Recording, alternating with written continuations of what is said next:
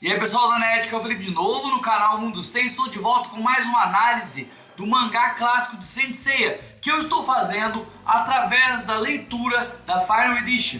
Mas hoje nós faremos também uma pequena comparação em relação à versão anterior de Saint Seiya, que era o Kanzenban, porque nós tivemos uma mudança gigante, né? Pra mim é uma mudança gigante, porque resolveu uma pequena brecha, um pequeno furo que existia no Arco Prata, né? No Arco Prata, na verdade, na transição entre o Arco dos Cavaleiros Negros e do Arco Prata em Saint Seiya, Cavaleiros do Zodíaco. Mas antes de falar disso, pessoal, dá o like no vídeo, se inscreve no canal e manda o vídeo para os amigos de vocês que possam ter mais interesse em outras coisas sobre o universo de Saint Seiya. Também peço para quem quiser e quem puder, torne-se membro do canal Mundo Sei. Tornar-se membro é a melhor maneira de apoiar e de ajudar o canal, né? Também peço, gente, a maior fonte do canal, a maior fonte de renda do canal são os links no Amazon. Sempre que for comprar mangá, dá uma olhada nos links do canal. Eu coloquei links aqui dos mangás de Saint Seiya. Vocês podem comprar a Final Edition e outros mangás de Saint Seiya, como Next Dimension, Lost Canvas, né? Inclusive Next Dimension 15 e 16 já estão à venda. Lost Canvas 3 Reposição já está à venda também, né? Final Edition 5 já está à venda. E eu coloquei aqui outros mangás também, se vocês quiserem. O pessoal está comprando bastante Hajime no Ippo, que é um sonho de muitos fãs brasileiros ter ele publicado aqui. Então dá uma olhada no link aqui embaixo que você vai ver várias ofertas de mangás. Pessoal, vamos lá então falar sobre um personagem que havia desaparecido e agora, aparentemente, esse problema foi resolvido e o furo foi resolvido. Se você quiser saber, né, qual furo que eu estou falando, espera um pouco e vamos lá.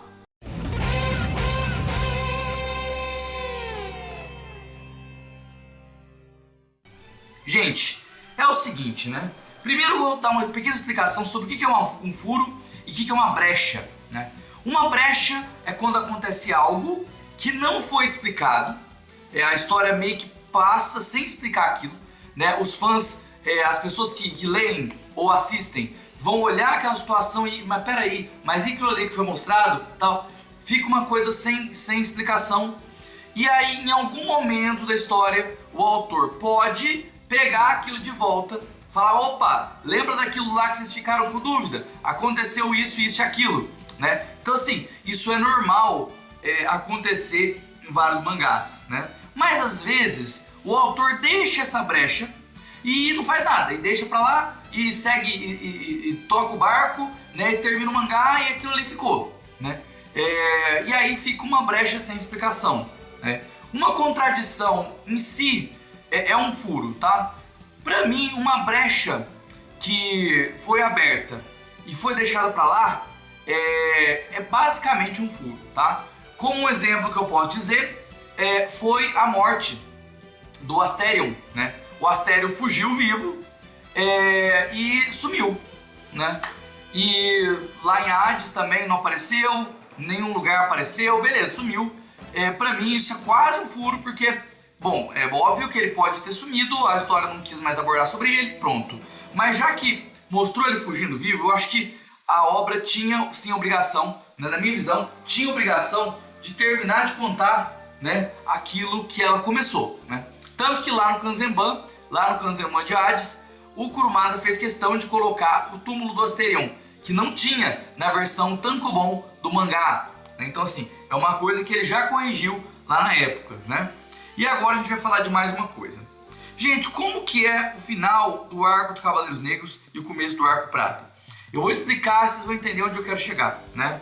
Gente, o começo do Arco Prata começa com o Mist, né, fazendo o terremoto.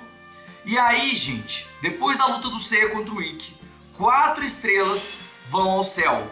4 estrelas vão ao céu e logo em seguida mais 4 estrelas, né? Então eu coloquei aí pra vocês a imagem de como era no Kanzenban, né? E olha pra vocês verem, ó. No Kanzenban diz, nesse instante 4 meteoros cruzaram os céus, saindo de dentro do Monte Fuji. Logo em seguida, mais 4 voaram. Então assim, deu a entender, os 4 cavaleiros de bronze escaparam, assim como os 4 cavaleiros negros, eles escaparam. E aí a gente tem a questão mais clara ainda no diálogo entre o Mu e o Kiki, onde o Kiki dizia: Mestre Mu, mesmo para o senhor o esforço demais teletransportar 8 pessoas do subterrâneo do Monte Fuji. Além do mais, por que tirou os Cavaleiros Negros também? Então, gente, o que são as 8 estrelas? As 8 estrelas são os 4 Cavaleiros de Bronze e os 4 Cavaleiros Negros, né? Os 4 Cavaleiros de Bronze e os 4 Cavaleiros Negros. Então, ficou claro aqui, o Mu salvou os Cavaleiros Negros, tá? O Mu salvou os Cavaleiros Negros. E aí, gente, nós temos um problema. Porque um personagem sumiu nessa história. E eu tô falando de como que funcionava antes, tá? Como que funcionava antes. Depois disso, o Misty encontra o Seiya. E tem toda aquela história lá da Marin fingir que mata ele e tal. Mas beleza, o Misty foi atrás do Seiya. Logo em seguida, né, nós temos outros Cavaleiros de Prata, né? Nós temos o Moses, que vai atrás do Shiryu. Nós temos o Asterion, que vai atrás do Shun. E nós temos o Babel, que vai atrás do Yoga. Só que ali que é uma enganação. Não eram os Cavaleiros de Bronze. Não era o Yoga, não era o Shun e não era o Shiryu. O mangá conta que ali eram os Cavaleiros Negros.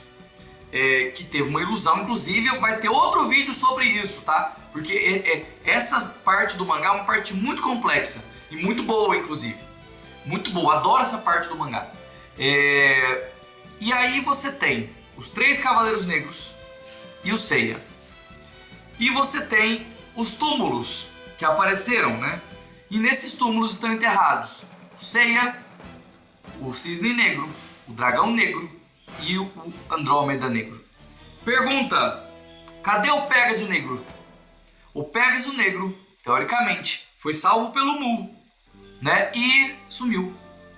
Desapareceu. Os Cavaleiros de Prata não foram atrás dele, né? Se você entender que, beleza, ele pode ter levantado e ido embora.